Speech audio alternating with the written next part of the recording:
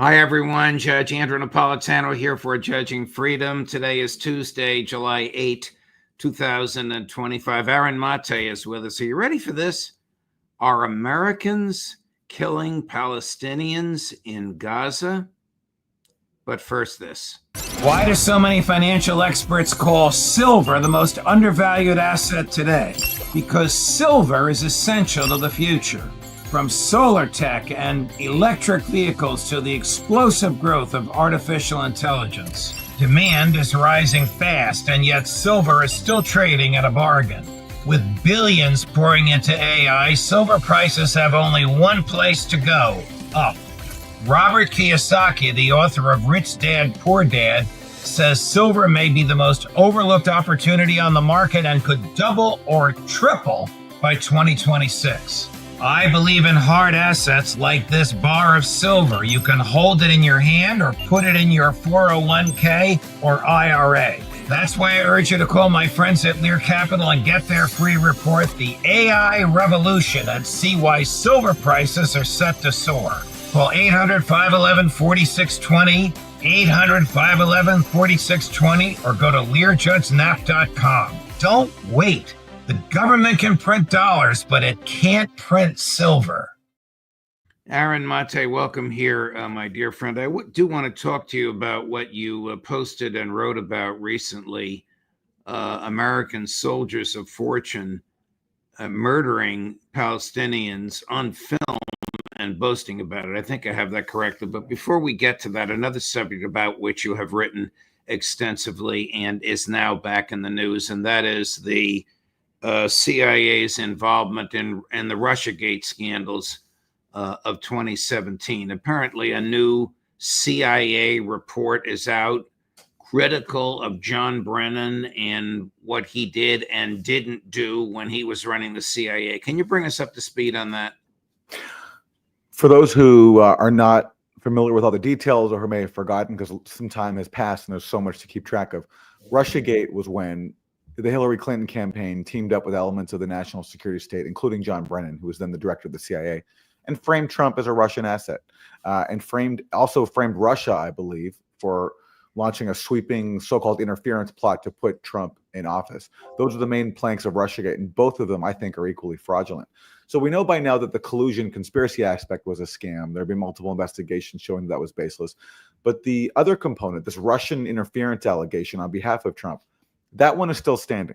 And so the CIA had just put out a review supposedly looking at a very foundational Russiagate document that advanced these allegations of Trump-Russia collusion and Russian interference, which was the so-called intelligence community assessment of January 2017. This is released in the last days of the Obama administration. It was hurried for production on a very unusual schedule. It was put out right before Trump took office. And the impact of it was basically to portray Trump as the product of a Russian interference plot, and this engulfed his ensuing administration. It set the tone for the Russia mania that was to come. So the CIA now, so many years later, has put out a review of the CIA's role in that January 2017 intelligence document. And yes, it's critical of John Brennan. It notes what we've already known before, which is that John Brennan excluded key actors. He excluded the Defense Intelligence Agency of the Pentagon. He excluded the State Department's intelligence agency. He put this on a very rushed timeline. He oversaw the process himself. You know, at the time, everybody said this was the consensus of the intelligence community that Russia interfered. No, it wasn't. It was the consensus of a small group of people overseen by John Brennan, who was a key person in this plot to frame Trump as a Russian agent. And so this new review from under John Ratcliffe's watch, Trump's current director of the CIA, it faults Brennan and the CIA for what it calls some procedural anomalies. And it raises some interesting points and some new detail we didn't know about just how all of this fraud was perpetrated. But it leaves unscathed, and this is the fundamental point.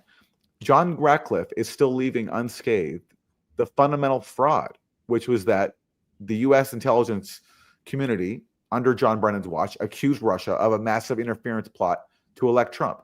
And Ratcliffe's review takes issue with only one small component of that. It doesn't address the underlying fraud. So the bottom line here is Trump's CIA is still covering up the Obama administration's CIA's role in framing Trump and Russia as being in cahoots. And this is a head scratcher, and it's beyond ridiculous, and it is not just of historical importance, it's relevant today. Yes. Well, here's the bottom line. Who would believe a damn thing the CIA says? It's a great question, and people have ample reasons to be skeptical given how much deception the CIA has been involved in, not only on this issue but on so many others. But look, it's striking that even under Trump partisans like John Ratcliffe, it's so hard to get the truth out. We still, so many years later, as the public, can't access the reports written by CrowdStrike, which was the firm hired by Hillary Clinton, which launched Russiagate by accusing Russia of hacking the DNC. And we know now that the FBI relied on CrowdStrike's work. CrowdStrike refused to let the FBI look at the DNC servers themselves, and that could have helped determine who actually hacked the DNC, whether it was Russia or whether it was a leak from the inside. The FBI was barred from looking at the servers themselves and instead had to rely on a contractor hired by Hillary Clinton, who was simultaneously enlisting Christopher Steele to feed propaganda into the FBI. So still, so many years later, we have the intelligence community protecting its own reputation rather than getting to the truth, even despite Trump's many promises for accountability. And it's interesting to speculate as to why. It speaks to the entrenched power of the national security state, that even when it's led now by a president who was attacked by the FBI and the CIA, we still can't get accountability. And also, because Russiagate fueled a narrative that helped drive the proxy war in Ukraine, I think that's also a major reason why the CIA won't own up to the fraud, because we need to manufacture scandals like this. Russia attacked our democracy. They interfered. They tried to sow chaos in order to sow tension and war with Russia abroad. Is Tulsi Gabbard on the outs, and John Ratcliffe ascendant? I think John Ratcliffe is definitely ascended. I know you've talked to Max Blumenthal, my colleague at the Gray Zone, about his reporting, where he spoke to somebody inside the Trump administration who told him that John Ratcliffe was acting as essentially Mossad, the Israeli intelligence service's stenographer inside the White House, feeding Trump with Israeli propaganda about Iran's non-existent nuclear weapons program. And so Ratcliffe has played an instrumental role to the point where an Israeli intelligence official thanked John Ratcliffe personally for all of his efforts. Tulsi Gabbard, we know, has been reporting she was excluded from a very key meeting on the Trump administration's deliberations over Iran. Tulsi has since played ball. She put out a very misleading statement that claimed that the U.S. had intelligence that supported Israeli claims about Iran, even though, as I've written about, the intelligence was simply Israel passing on its claims. It wasn't actual evidence, because there is no evidence of a Iranian nuclear weapons program, as Tulsi Gabbard affirmed back in March. So I haven't heard anything recently, but I think it's fair to say that people like John Ratcliffe have a lot more stock inside the White House than Tulsi Gabbard does. I didn't see her in the views of the dinner with Benjamin Netanyahu last night. She was not at that table. Ratcliffe was. It was a small dinner. There were only appeared to be 12 or 14 people there, but she did not appear to be among them. Max, as you know, I'm sure you've discussed this with him, has told us that Mossad agents have actually briefed Trump, and in so doing defied or gave a different version of what American intelligence purported to give him. Whether they gave it to him through Ratcliffe, probably not. They probably gave it to him through a Gabbard. Ratcliffe's not going to tell him anything to contradict his masters in Mossad. I'm being a little snarky calling them masters, but it's a fair characterization.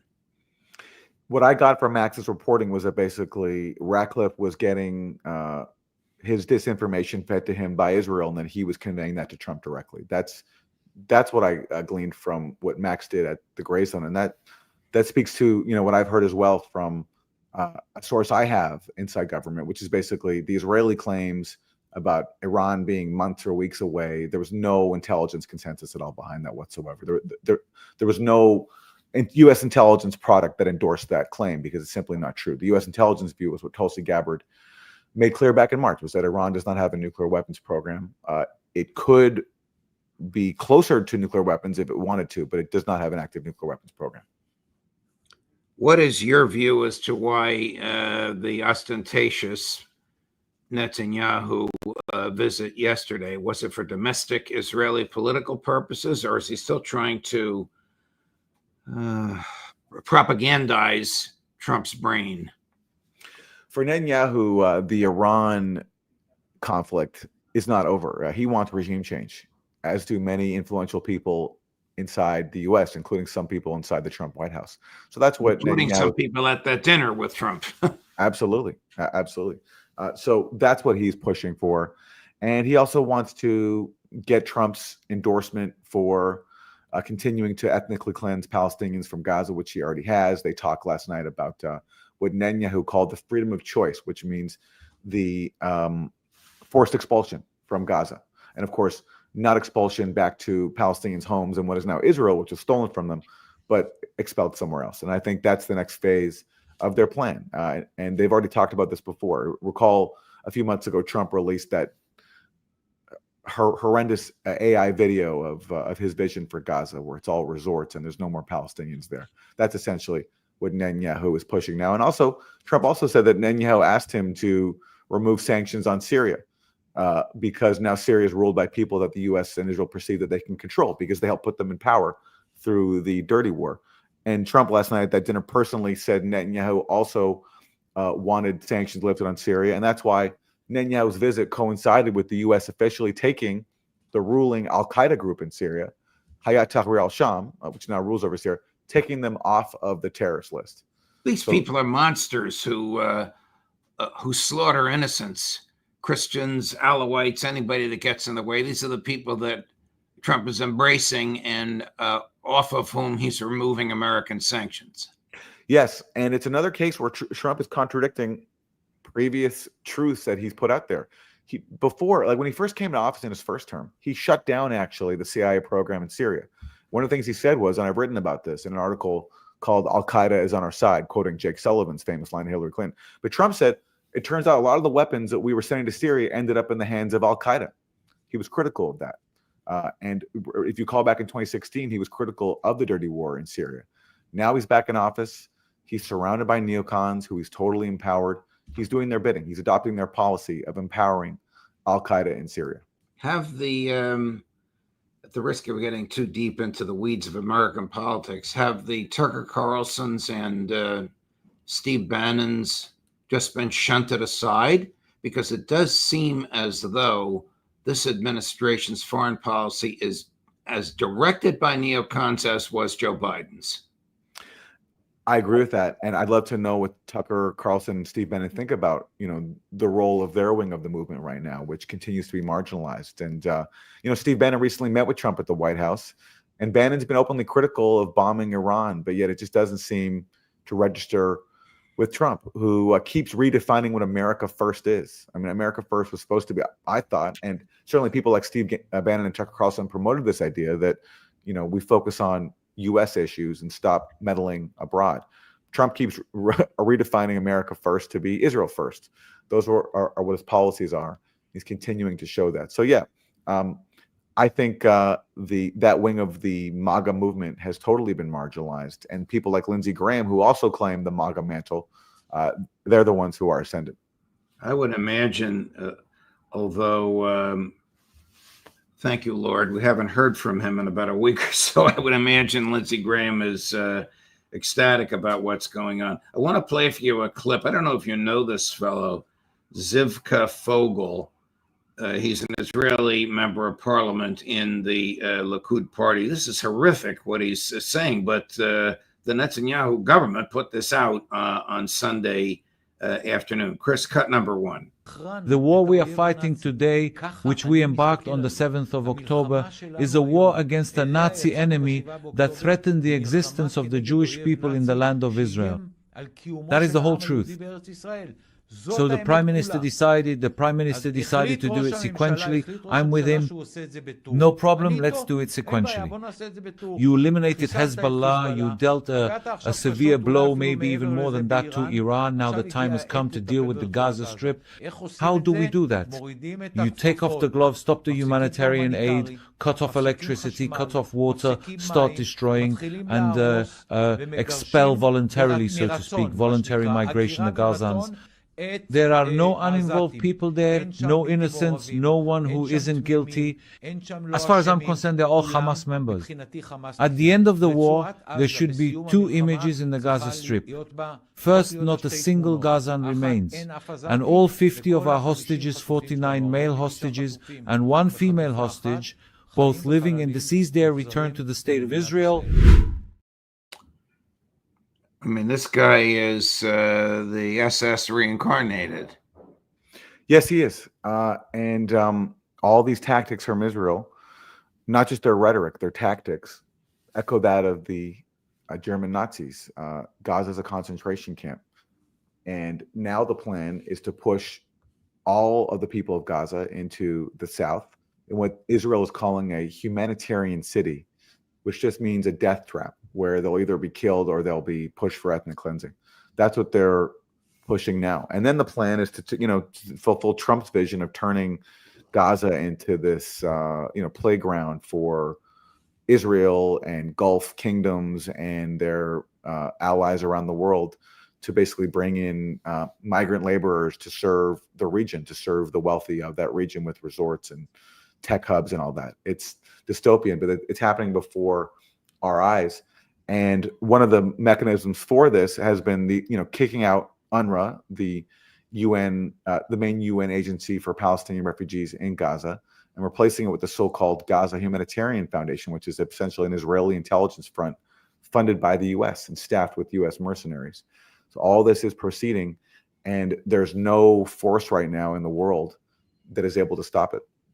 Before we get to those U.S. mercenaries and what they're doing, Chris, can you put up those two full screens from the two Israeli newspaper headlines? Here's Haaretz.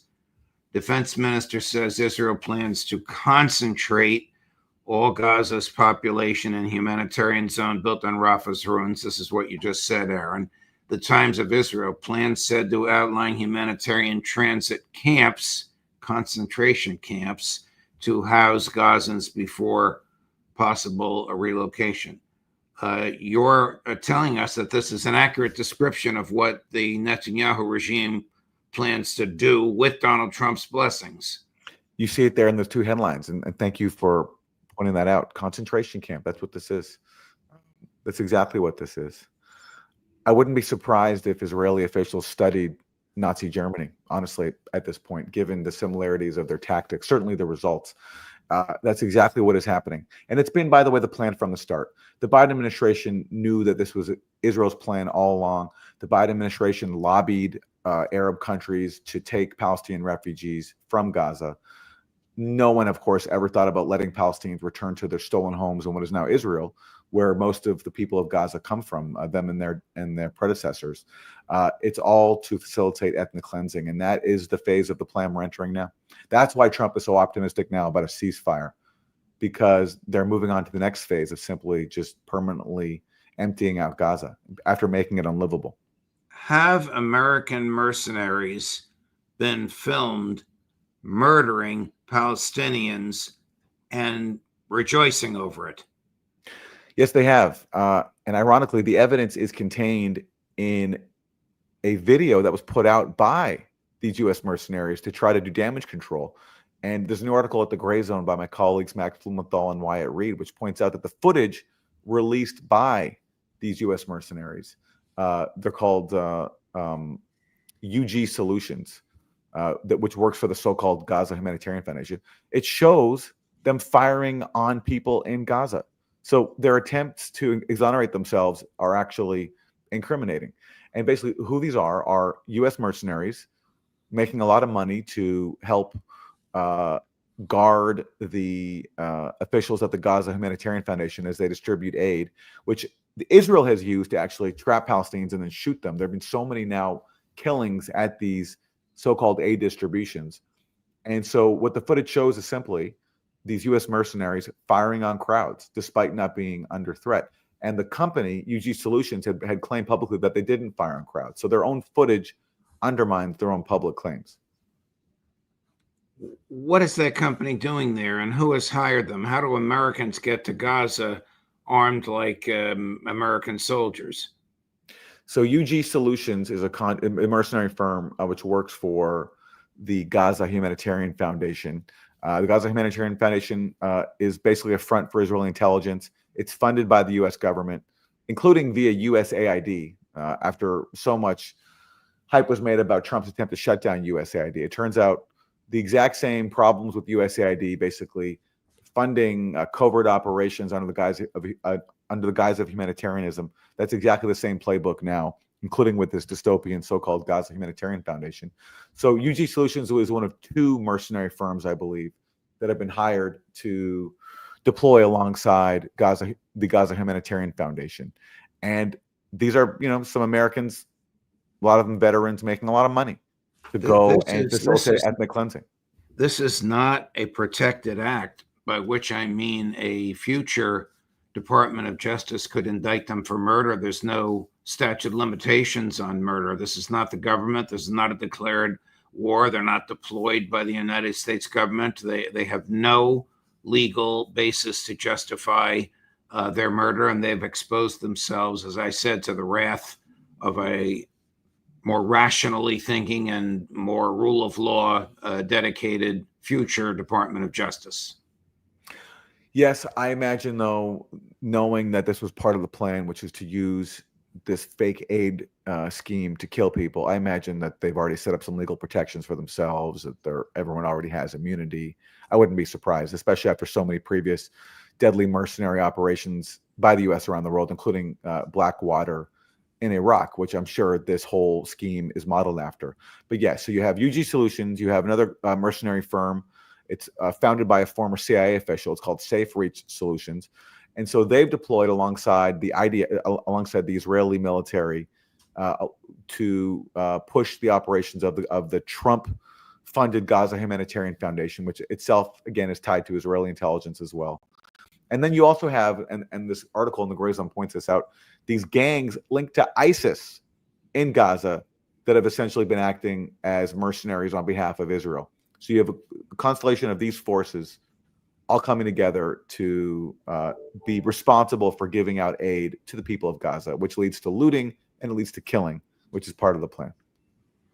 Aaron Maté, thank you, my dear friend. Thanks for the background on all the Russiagate, and thanks for exposing Americans killing Palestinians. This only seems, before we say goodbye, this only seems to get worse. Every time we talk about this, it's worse.